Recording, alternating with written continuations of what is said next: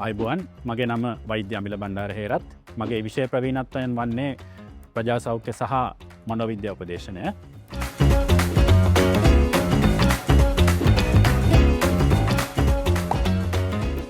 ඒ සුවපාසල් වැඩසටහනට මගේ දායකත්වය ලැබෙන්නේ සම්පත්දායකයෙකු විදිහට ප්‍රධාන මාතෘකා 4ක් තියෙනවා. මේ මාතෘකා 4න් මානසික සෞඛ්‍ය සහ තිරසාර ජීවිතය කියන මාතෘකා දෙකට තමයි මම සම්පත්දායක විදිහට සහයෝගය ලබා දුන්නේ. අපි ලංකාවේ පළාත් 9ෙම පාසල් රාශියක් සහභාගී කරගෙන වැඩසටහන් කළා. එම වැඩසටහන් වලදී අපි මේ පාසල් වල සිසු දරුදරියන්ට සහ ගුරු මහත්මීන්ට දැනුම ලබා දුන්නා මෙම මාතෘකා 4 සම්බන්ධයෙන්. ඊටත් අමතරයට අපි අවසාන වශයෙන් ඒගොල්ලන්ගෙන් ව්‍යාපෘති යෝජනා කැඳවීමක් කළා. මුළු ලංකාවෙන් අපිට ව්‍යාපෘති යෝජනා 40කට ආසන්න ප්‍රමාණයක් ලැබිලා තිබුණා.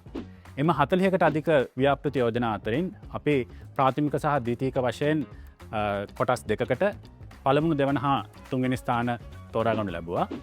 මේ විදිහට අපි විවිධ පළාත්වල වැඩසටහන් කරගෙන යනකොට අපි ඒගොල්ලත් එක්ක සාකච්ඡා කරා ඒගොල්ලන්ගේ පළාත්වල තියෙන ගැටලු සම්බන්ධයෙන්. ඒ විදිහට සාකච්ඡා කරනකොට අපිට ඔවුන් අතරින්ම විවිධාකාර වූ ගැටලු රාශියක් දැනගන්නට ලැබුණා.